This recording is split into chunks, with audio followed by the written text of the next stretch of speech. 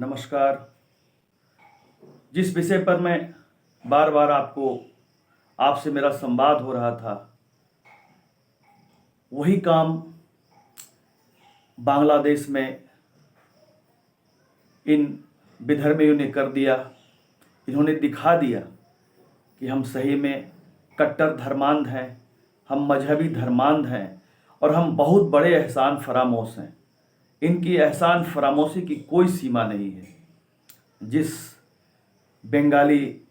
जिन बंगाली मलेच्छों को पंजाब के पाकिस्तानी पठानों से, उनके अत्याचार से मुक्त कराने के लिए भारत के लोगों ने, भारत की आम जनता ने, भारत की सेना ने, पराक्रमी सेना ने, वीर सेना ने, भारत की सरकार ने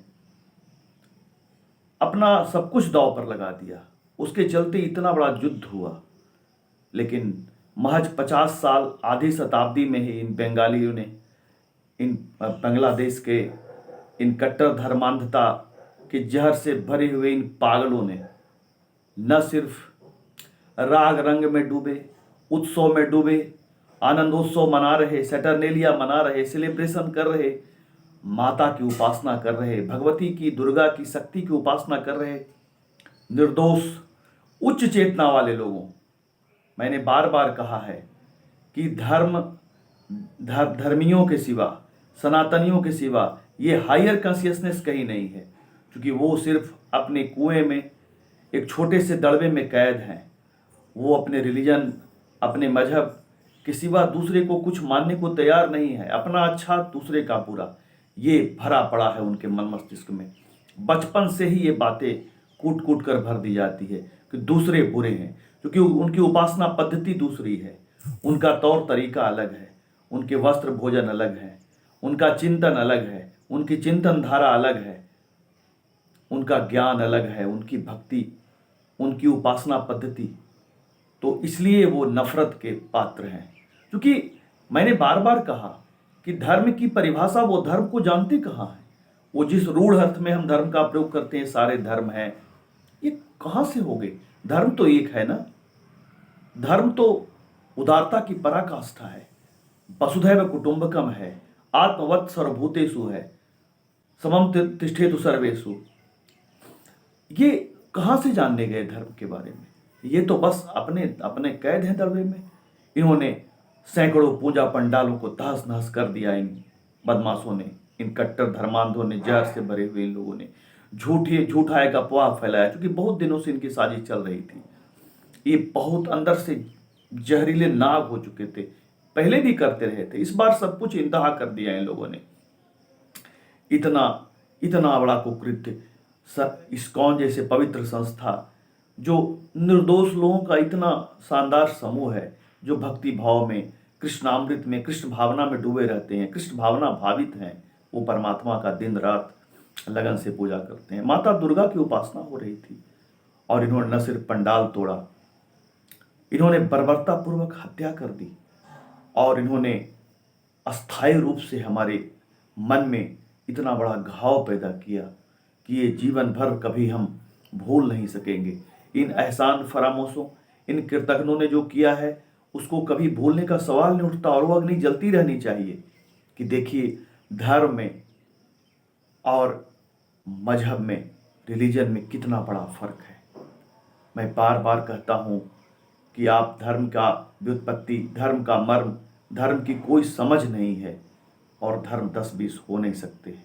धृति क्षमा दमस्तयम शौचम इंद्रिय निग्रह धी विद्या सत्यम क्रोध दशकम धर्म लक्षणम, जो हमारी स्मृतियों में है, और इन्होंने उसका पूर्ण रूप से प्रतिपादन कर दिया। कितनी बर्बरता, कितना एहसान फरामोशी, कितना जहर दूसरी उपासना पद्धतियों के बारे में इनके मन में, मस्तिष्क में भरी पड़ी है। कौन से आप ऑलमाइटी की उपासना करते हो? किस सर्वशक्तिमान की उपासना करते हो? क्या कभी तुमने सोचा है कि छोटे से जीव से लेकर बड़े से बड़े मनुष्य तक के उच्चतम प्राणी को, उच्चतम चेतना से भरे हुए जीवों को कौन बनाता है? अगर ब्रह्म एक है तो उस ब्रह्म के पास जाने के मार्ग अनेक हैं। जिस रामचरितमानस में इक्ष्वाकु वंश के भगवान राम की पूजा की बात है, जिस राम को अवतारी सत्ता माना गया है। उसी रामचरितमानस में निराकार निर्गुण अविनाशी चेतन अमल सहज सुख राशि स्वयं तुलसी बाबा ने लिखा है। वो मनुष्य रूप में है और वो सूक्ष्म रूप में भी है। उसका जो सूक्ष्म होना है वो कभी समाप्त नहीं होता है। वो विशेष प्रयोजन के लिए वही परमात्मा अपना सूक्ष्म रूप रखते हुए किसी के शरीर में आता है और खास प्रतिपादन करता है। तुमको जब हमारी पूजा पद्धति, तुमको हमारी उपासना पद्धति, तुमको हमारा ये शानदार उच्चतम कोटि का दर्शन, जिसके चलते हम इतने उदार हैं, जितने चलते हम इतने बड़े प्रेमी बने हुए हैं, जिसके चलते हम पूरी वसुधा को अपना संसार मानते हैं, अगर ये दर्शन न होता धर्म का, ये दर्शन न होता सनातन का, तो फिर हम भी सारे लोग तुम्हारी तरह हो जाते। आप बताओ कि जो कश्मीर में कश्मीरी पंडितों के साथ हुआ, हजारों की हत्या की गई, लाखों को भगाया गया मार मार करके, छात्रों ने जहरीले मजहबी धर्मांधता से भरे छात्रों ने अपने प्रोफेसर को काट डाला, महिलाओं के साथ रेप किया, क्या क्या नारा दिया कि कश्मीर पाकिस्तान बनेगा, गैर पंडितों के साथ नहीं लेकिन पंडिताइनों के साथ, क्या क्या तुमने कहा। क्या यही है, यही रिलीजन है, यही मजहब है, इसी का प्रसार करते हो, इसी को चाहते हो तुम। बताओ, वो बांग्लादेश के वासी थे, वो बांग्लादेश के नागरिक हैं, उनकी पूजा पद्धति अलग है, क्योंकि वो उच्च चेतना के लोग हैं तो वो आनंदोत्सव मनाएंगे ही, वो राग रंग में डूबेंगे ही, वो उत्सव मनाएंगे ही। वो उदात्त चेता है, उदार चित्त वाले हैं, वो ध्यान, भजन, भक्ति, संगीत, वेद, प्राणायाम, ज्ञान की बात करेंगे ही। वो कभी जीवों की हिंसा की बात नहीं करेंगे, वो कट्टरता की बात नहीं करेंगे। लेकिन तुम्हारे मन में तो जहर है कि क्यों ऐसा बात करते हैं, और ये जहर तुमने उड़ेल दिया है, लेकिन पूरा विश्व देख रहा है और तुमको उस परमात्मा का, उस ब्रह्म का भी कोप का भाजन बनना पड़ेगा। पहले तो तुम पूरे संसार के नजरों से गिरोगे।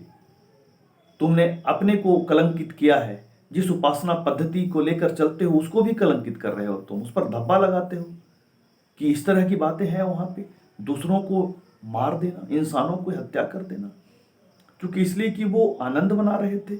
उनकी उपासना पद्धति अलग थी, उनकी वेशभूषा अलग थी, उनके भाव अलग थे, उनके ज्ञान अलग थे, इसके चलते तुमने उनकी हत्या कर दी।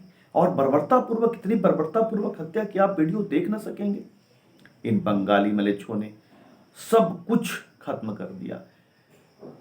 अब तो कभी कभी लगता है, जब वो निर्दोष लगते थे, मुलजिम लगते थे, आज ये लगते हैं कि शायद, मैं क्या कहूँ, शायद ये लगता है कि भारत के लोगों ने अपना खून बेकार बहाया इन बदमाशों के लिए, इन दुष्टों के लिए।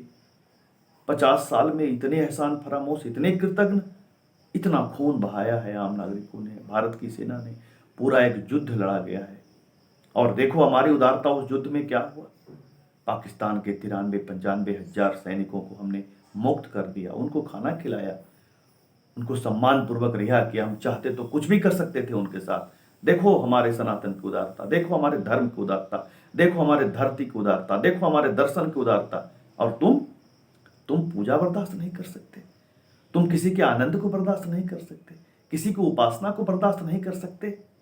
सिर्फ एक तरह के बगीचे में एक फूल खिलेंगे तुम्हारे, और ये सुगंधित फूल कहाँ जाएंगे, ये आनंदोत्सव के सुगंधित फूल कहाँ जाएंगे, ये राग रंग के सुगंधित फूल कहाँ जाएंगे, इनकी सुरभि कहाँ जाएगी। ये तुम्हारी नाकों को, तुम्हारे मन को, तुम्हारे चित्त को बर्दाश्त नहीं होता है। शर्म के चुल्लू भर पानी में डूब के मर जाओ तुम लोग, और जितनी कड़ी से कड़ी सजा दी जाए इन बदमाशों को, इन विधर्मियों को, इन जहर से डूबे हुए मलेच्छों को। इसके सिवा कोई उपाय नहीं है। और मैंने बार बार अपनी कविताओं में कहा है कि माला अगर आत्मदीप का श्रृंगार है तो भाला के बिना भी उस माले की रक्षा नहीं होगी। एक हाथ में माला तो एक हाथ में भाला। भगवान कृष्ण ने कहा गीता में, युद्धस्व विगतज्वरः। भगवान राम ने कहा, निश्चरहीन करो मही भुज उठाएपन किन्ह। जब ऋषि मुनियों को इन्होंने मार मार कर हड्डियों का ढेर लगा, तो भगवान राम ने कहा कि तब तक मैं चैन से नहीं बैठूंगा जब तक इन सारे निशाचरों को मार न दूं।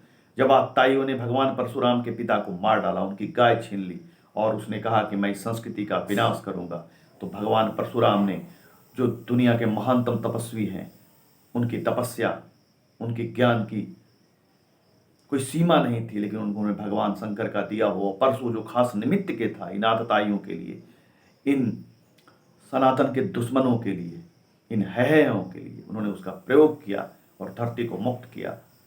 तो ऐसे लोगों की मुक्ति के लिए, ऐसे लोगों के लिए तो उसकी भी आवश्यकता है, और हमें आत्मरक्षा का अधिकार है। हम आत्मरक्षा किसी कीमत पर करेंगे। हम किसी भी तरह अहिंसा परमो धर्मः तो हम कहेंगे, लेकिन अगर हमारी आत्मरक्षा की बारी आई, अगर हमारी इज्जत आबरू पर आई, हमारे प्राण पर आई, तो हम सब कुछ करेंगे। हम एक हाथ में आत्मरक्षा के लिए अब शस्त्र धारण करेंगे। अग्रतः सकलम शास्त्रम पृष्ठतः सस्त्रम धनु। धन्यवाद, प्रणाम आपको।